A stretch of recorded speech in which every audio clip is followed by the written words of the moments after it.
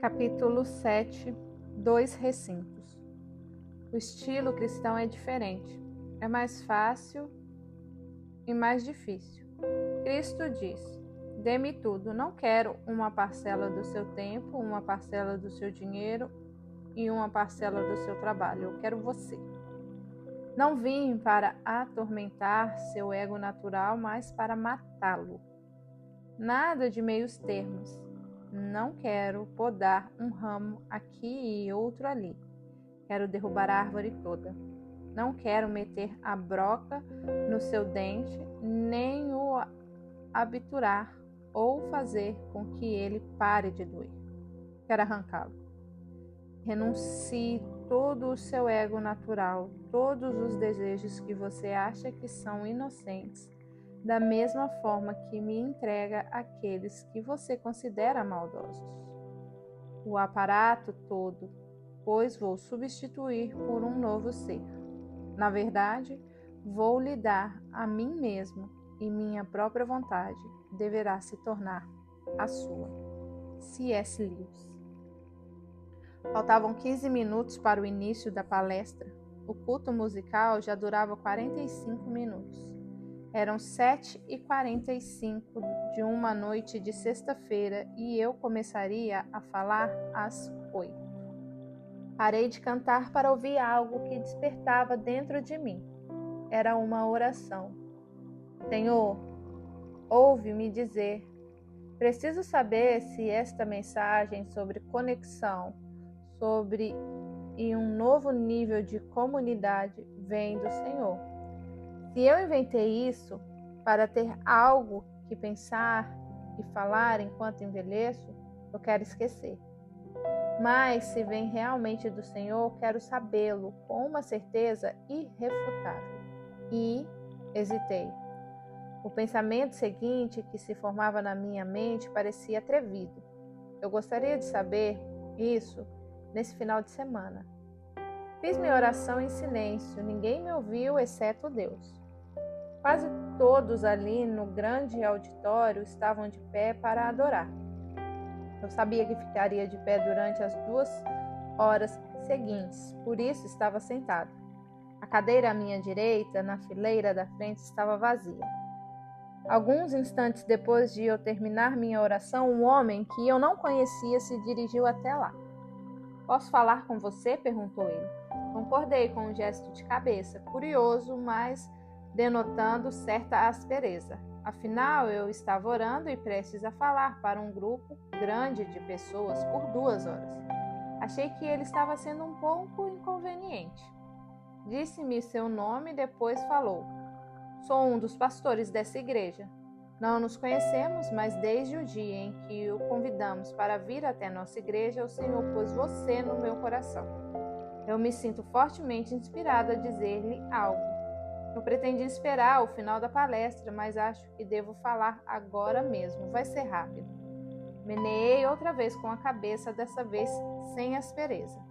Percebo que você quer uma confirmação de Deus de que sua direção no ministério procede dele e você quer uma resposta neste final de semana. Eu acredito que Deus realmente o chamou para fazer aquilo que você está fazendo e ele quer que eu lhe diga que nesse final de semana você vai saber. Mais algumas palavras e ele se foi. Não estou contando isso para convencer o leitor de que a minha vocação vem de Deus. Registro o incidente antes para dizer que as palavras daquele homem tocaram uma parte do meu coração que poucas palavras alcançaram. Desde então, tenho me perguntado com que frequência as palavras que digo vêm daquelas profundezas tão insólitas daquilo que sou. Não tenho dúvidas de que as palavras que aquele homem me falou brotaram do novo eu que Cristo lhe dera. E é por isso que elas tocaram o novo eu dentro de mim. Nós dois nos encontramos no nível mais profundo do nosso ser, onde o Espírito de Cristo decidiu viver. O que quis dizer Jesus quando anunciou que ele e seu Pai morariam em nós? João 14:23. Imagine a sua alma como uma morada de 2 recintos. Um dos recintos é mobiliado pelo ego. Você passou a vida comprando sofás, colocando lustres e pendurando quadros nas paredes. É um recinto confortável, bem ao seu gosto. Seus recursos eram limitados, mas você fez o que pôde. E hoje, um lugar onde você pode relaxar e se sentir à vontade. Não totalmente, é claro, mas ele de fato oferece o conforto da familiaridade e o orgulho da propriedade. As almofadas do sofá têm as marcas dos seus contornos. Você encontra o interruptor de luz sem olhar e geralmente se lembra de onde deixou o controle remoto da televisão. Mas quando você se espreguiça e descansa nesse recinto, então se sente especialmente só, de um modo estranho. Tem a sensação de que há outro recinto mais adequado a você, um lugar que você não ajudou a mobiliar, um lugar onde você talvez se sinta menos à vontade por certo tempo, mas no final, assim mesmo gostaria de estar neste lugar. Você tenta espantar esses pensamentos, tenta contabilizar as bênçãos que tem, a família, os amigos, a igreja, o trabalho, as atividades de lazer, o ministério, mas continua vindo à sua mente pensamentos sobre o recinto. Ele exerce sobre você um estranho fascínio, como o sótão da grande casa velha do seu avô quando você era pequeno, mesmo antes de você tê-lo descoberto e entrado. Mais de uma vez você já levantou do confortável sofá para procurar esse outro recinto, mas é difícil achá-lo. Você se recorda da primeira vez em que sua mão tocou a maçaneta da porta de entrada. Você se sentiu fraco. Virar a maçaneta parecia como erguer uma grande pedra. E você teve medo, embora não soubesse o certo, o que lhe parecia tão assustador. Era mais fácil voltar para o seu recinto, pois lá a porta ficava sempre aberta. Vamos chamar o primeiro recinto inferior e o segundo de superior. Mas convém ter em mente que as implicações espaciais desses rótulos são enganadoras. O estranho segundo recinto, o recinto superior, fica, na verdade, no centro. É mais você do que o recinto conhecido, que fica perto do centro e só aparentemente define quem você é, pois, na realidade, não define. Esse recinto é sua natureza inferior, o recinto inferior. O recinto superior é o novo eu que Cristo dá a todos os que o pedem, uma natureza superior e melhor, que extrai sua energia do próprio Cristo. A ideia de duas naturezas pode ser enganadora.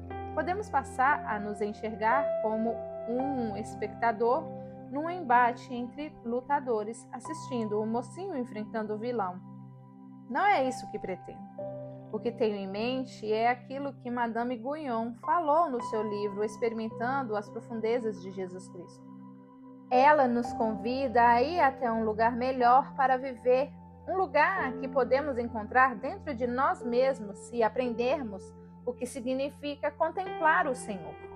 O modo de fazer isso é, na verdade, bem simples. Primeiro, leia uma passagem da Bíblia. Uma vez que sentir a presença do Senhor, a Bíblia já cumpriu sua missão, já acalmou a sua mente, já o levou até Deus. Depois, ela cita Agostinho, que certa vez lamentou que havia perdido muito tempo no início de sua vida cristã tentando encontrar o Senhor lá fora em vez de se voltar para dentro. A ideia de dois recintos não é nova. Há séculos, os orientadores espirituais da igreja, como Agostinho e Teresa de Ávila, nos falam de outro lugar para viver, de um viver em Cristo, que é como entrar em um recinto superior, aquele que o Senhor construiu em nossas almas, onde Ele aguarda pronto para nos receber. As palavras de Paulo, Cristo em vós, Colossenses 1:27, não são simplesmente uma metáfora. Cristo em vós não é uma ideia adorável criada para despertar sentimentos de amor. É uma realidade, um fato, uma verdade firme e simples. É claro que o corpo humano de Jesus Cristo não está em nós, mas seu espírito está. Uma grande amiga da minha mulher morreu recentemente e Rachel foi ao velório. Agora, o dedicado marido dessa mulher vai para casa sozinho. Vai estar sozinho à mesa da cozinha. Talvez até sinta a presença da esposa ali com ele, mas não será nunca como antes. Ela não está mais lá. Porém, quando Jesus voltou ao céu, ele deixou mais do que uma lembrança, mais do que uma sensação de continuidade de alguém que se foi. Ele nos disse que seria melhor para nós se ele fosse, pois então o seu espírito, a energia e a vida pessoais que permearam seu ser humano durante os dias de sua vida na terra entrariam em nós. E ele, o Espírito de Cristo, uma pessoa real, não só viria até nós, mas se tornaria parte de nós, a parte mais profunda e verdadeira daquilo que somos. Então existem dois recintos dentro de nós: aquele que construímos enquanto nosso eu natural prospera e aquele que o Espírito edifica no lugar em que o nosso eu natural sufoca e o novo floresce. Abaixo defino o que quero dizer por eu natural. Somos pessoas portadoras da imagem de Deus que desejam travar relacionamentos, dando e recebendo. Essa realidade não é moral nem imoral, apenas é como o fato de a água ser úmida e a poeira seca. O elemento moral entra em cena quando nós nos damos conta de que somos teimosamente independentes, decididos a cuidar da nossa vida e das nossas necessidades. Os psicólogos, como já vimos anteriormente, chamam isso de impulso de autorrealização, uma obsessão que eles julgam louvável, um desejo de preservar e aprimorar o próprio bem-estar. A Bíblia dá a isso o nome de carne e diz que ela deve morrer. Somos, portanto, portadores carnais da imagem de Deus, pessoas que entraram no mundo e sentem alegria e pesares. Tentamos descobrir a maneira melhor e mais segura de sobreviver num mundo de praias brancas e guetos imundos, de bufês abundantes e geladeiras vazias, de comemoração de aniversário de casamento e processos de divórcio, da formatura de uma das filhas na faculdade de medicina e da admissão forçada do filho num centro de tratamento para viciados em drogas. Nós sofremos, rimos, nos preocupamos. Nós cantamos, gritamos e, enquanto isso, nos debatemos para sobreviver de algum modo com qualquer felicidade que pudermos achar. Há ainda mais um elemento nesta cena. Temos uma consciência. Nós a desfiguramos, espizinhamos, ignoramos, modernizamos e violamos. Mais ainda, assim, achamos que algumas coisas são certas e outras erradas. Podemos até dar de ombros quando um presidente que jamais conhecemos pessoalmente tem um caso extraconjugal. Mas a história é diferente se é o nosso cônjuge que nos engana. Não conseguimos eliminar a palavra errado do nosso vocabulário. E a palavra sempre volta para nos julgar. Irving Yalom, especialista em terapia de grupo, joga um jogo confidencial com as pessoas de seu grupo. Ele pede que elas escrevam num papel algo sobre si que elas menos queiram contar aos outros, entregando o papel sem assinatura.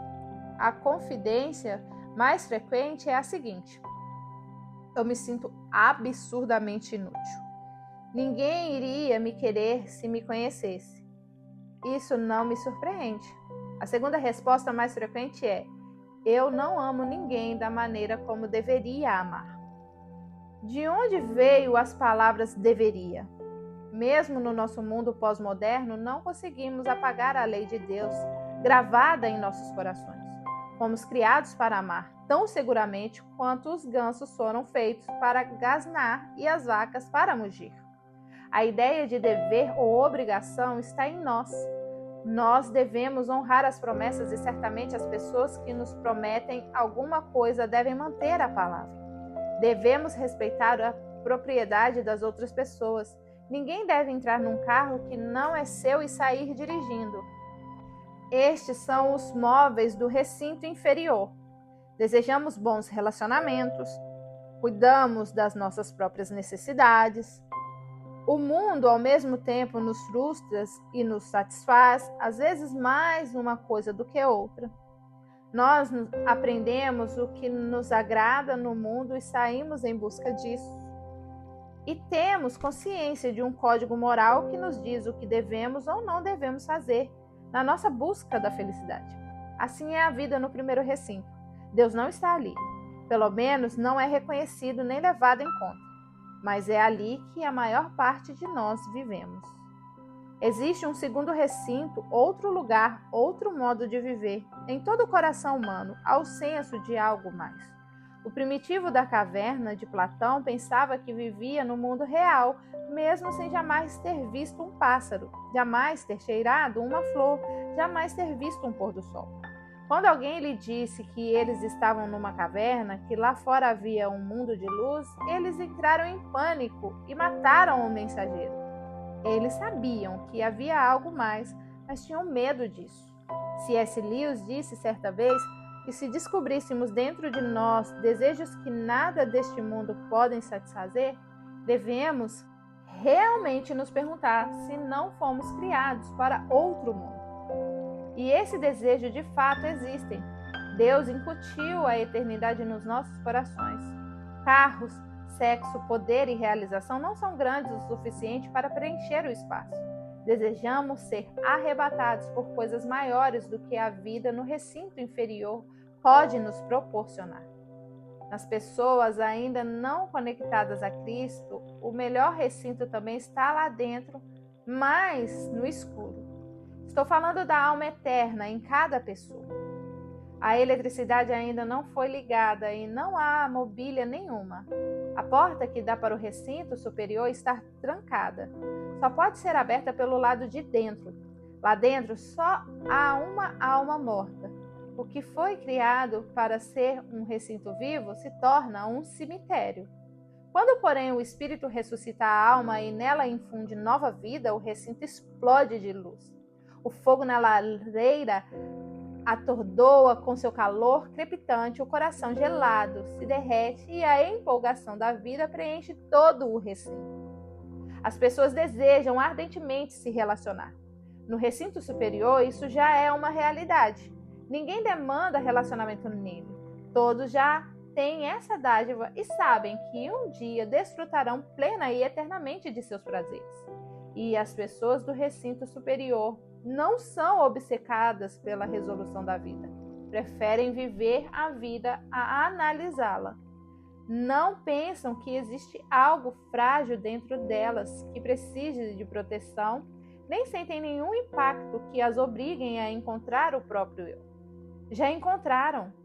Com a despensa cheia, seu desejo mais forte é arrumar outro lugar à mesa e convidar outra pessoa para participar do banquete. O mundo fora do recinto superior ainda tem as praias brancas e os guetos imundos, mas lá no recinto superior essas coisas mais parecem sombras. Carros novos, cirurgias de câncer, lindos netos e uma terrível rejeição ainda estão presentes, mas agora são coisas secundárias. As coisas prioritárias estão no recinto superior. Quando alguém deixa o recinto superior, as sombras ganham substância. As coisas secundárias se tornam prioritárias e as pessoas que eram sólidas enquanto estavam naquele recinto se tornam agora um fantasma. Sair do recinto superior significa sempre entrar no recinto inferior. Tentar mais uma vez resolver a dificuldade da vida e a cada dia tornar-se menos substancial, mais um fantasma do que uma pessoa sólida. Ao descrever esses dois recintos, percebo ter plena consciência de que frequentemente vivo no inferior, pela consciência das minhas influências que tentam me manter ali. Sermões que nos dizem como fazer a vida dar certo e como descobrir a realização que queremos fazer. Isso ou aquilo falam para o recinto errado. Eu sou insensato o bastante para gostar deles. Os livros que mais vendem hoje nos Estados Unidos são os de autoajuda. Você poderia fazer isso, você poderia fazer aquilo. Venha essa mensagem de gurus da autoajuda, venha de pastores. A maioria de nós as engole. Há mais gente vivendo no recinto inferior que no recinto superior. A mensagem que os moradores do recinto inferior querem ouvir é, portanto, mais vendável, vende muito bem. E as pessoas do recinto inferior vivem ali, às vezes, bem felizes por um longo tempo. Não enxergam valor na aflição e na fé radical, porque os próprios recursos conseguem lhes assegurar muito bem uma vida confortável. Por isso, muitos de nós gostam das amizades sociáveis. Cooperamos com pessoas afins para levar dinheiro para boas causas e distribuir comida aos doentes. Dependemos de algumas fontes confiáveis de amparo quando as coisas se complicam. Quem sabe o consolo de uma cerveja, de um jogo de futebol, de um filme sensual ou de um belo culto na igreja. Se as coisas ficam confusas e dolorosas demais, sempre há um conselheiro para dar alento. E se a nossa consciência aponta condutas irresponsáveis e falhas, temos a opção de pedir ajuda a alguns amigos cuja moral é irrepreensível, que podem nos adequar a parâmetros melhores. Para a maior parte das pessoas, a vida é assim. É o que lá atrás chamei de comunidade não espiritual. Parece funcionar. Ficamos à vontade ali e não sentimos nenhum desejo forte de sair. Mas algo vem acontecendo na nossa sociedade. O fim da modernidade, o ressurgimento do interesse pela espiritualidade e uma maior vulnerabilidade em face da nossa desilusão e decepção com a vida nos fazem imaginar seriamente se não existe outro recinto. Na epígrafe que introduziu o capítulo 5, Henry Nouwen sugeriu que nos nossos momentos solitários, provavelmente todos nós já nos perguntamos se não existe neste mundo competitivo um canto onde é seguro relaxar, ser conhecido e se dar. Se existe outro recinto, então vale a pena vasculhar todas as complexidades e os problemas da comunidade humana para encontrá-lo.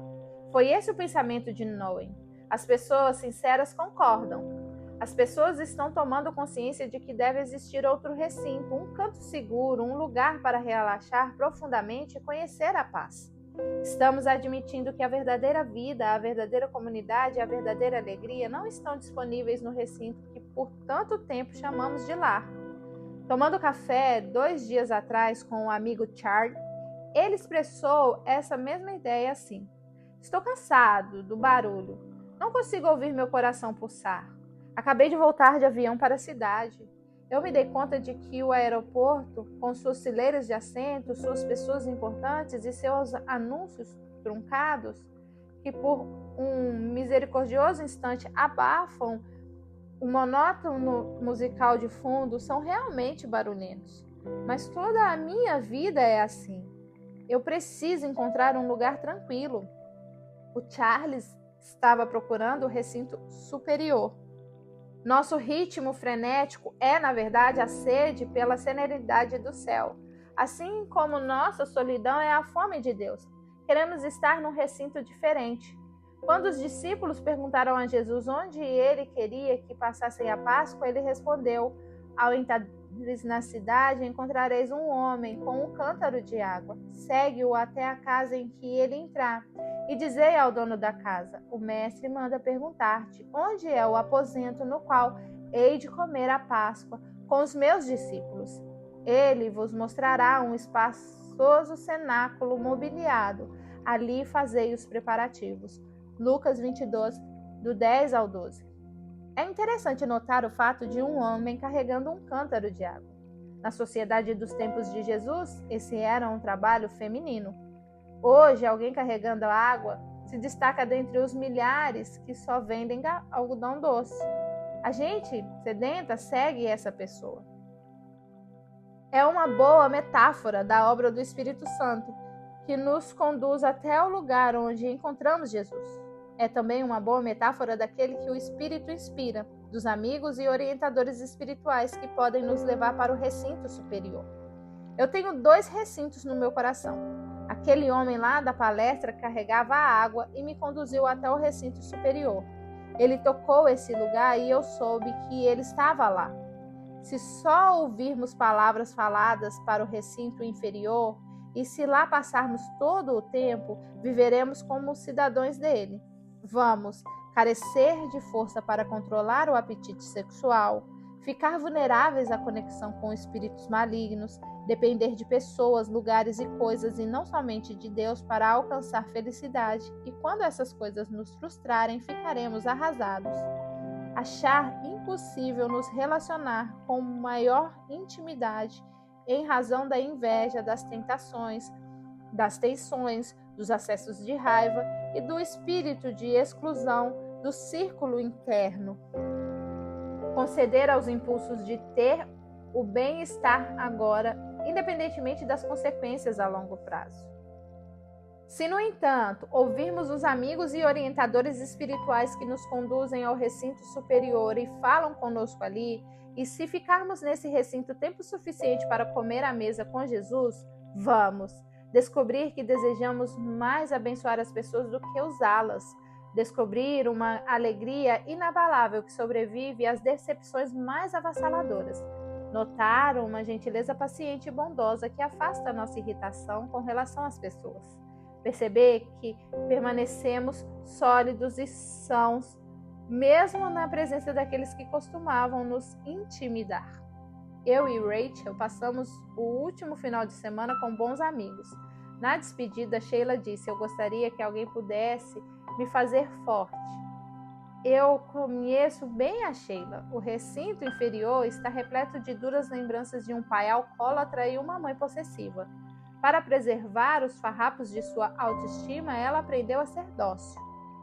Às vezes, seu ressentimento por ser tão terrivelmente desrespeitada se revela na tentativa de controlar, de ser notada, de ser levada a sério. Já orei pela Sheila, e se eu pudesse passar horas com ela, não perderia muito tempo explorando o seu recinto inferior. Não perderia tempo tentando reorganizá-lo com conselhos e introspecção. Para se tornar forte, ela não precisa curar-se psicologicamente, precisa trocar de recinto. Escrevi uma carta ontem para ela. Não a enviei ainda e, na verdade, não sei se ela a lerá ou não. Espero que sim. Talvez a incentive a encarar uma longa viagem. Abaixo apresento um trecho dessa carta, um pouco alterada para preservar a confidencialidade. Eu só trouxe uma lembrança triste da nossa visita.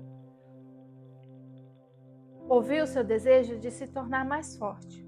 Gostaria que eu e Rachel tivéssemos horas para pensar, conversar, orar e celebrar a vida ao lado de Gary. Eu sinto o carinho que você tem pela Rachel e por mim. É algo bem visível. E acredito que esse carinho vem de um lugar dentro de você que já é forte e bom. Você simplesmente ainda não aprendeu a descansar nele. Um modo de se conectar com seu novo coração e com toda a força que está ali esperando para crescer e ser desfrutada, talvez seja pedir ao Espírito que diariamente lhe revele seu novo coração e remova tudo o que impede de liberar o que há ali. Peça-lhe para ajudá-la a viver nesse recinto dentro de você, que já foi criado, um recinto pleno de vida que você tanto quer.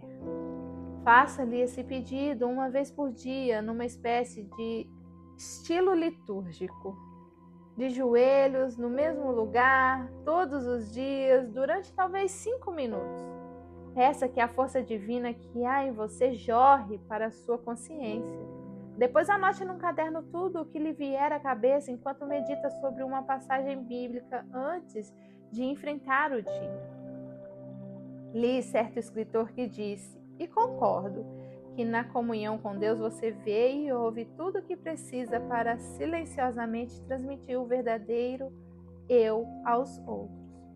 Sua família é abençoada pelo fato de Deus ter dado você a ela. Você, na verdade, deve fazer um banquete para celebrar a realidade de Cristo em vocês. Esse é um acontecimento no qual eu quero servir como mestre de cerimônia. Eu passei a maior parte da minha vida profissional tentando entender por que a mobília é tão desorganizadamente disposta no recinto inferior das pessoas. Quero passar o resto da vida em comunidade, desfrutando a organização que o Espírito dá à mobília no recinto superior das pessoas. Mas duas coisas precisam acontecer para que alguém troque de recinto: para que ouça o Espírito falar pela sua palavra, para desfrutar a comunhão com Cristo e sentir a presença do Pai, e depois ainda falar de dentro desse recinto, tomando parte da realidade de nossa vida difícil. Primeiro, a ordem nem sempre é a mesma. Com o auxílio da comunidade espiritual e por meio da meditação sobre a palavra de Deus e de uma sincera oração, precisamos perceber o que é realmente nosso recinto inferior. Uma tentativa de levar a vida sem Deus. A determinação prioritária de preservar e aprimorar o ego. Um furioso ódio a Deus que alimenta um orgulho e aparentemente nobre espírito de independência. Uma confiança resoluta nos recursos que usamos para nos manter em harmonia e encontrar a felicidade. Precisamos ver como fazemos isso, especialmente nos nossos relacionamentos, para que assim possamos apresentar esse modo de agir para a execução divina. Segundo, precisamos entrar numa igreja.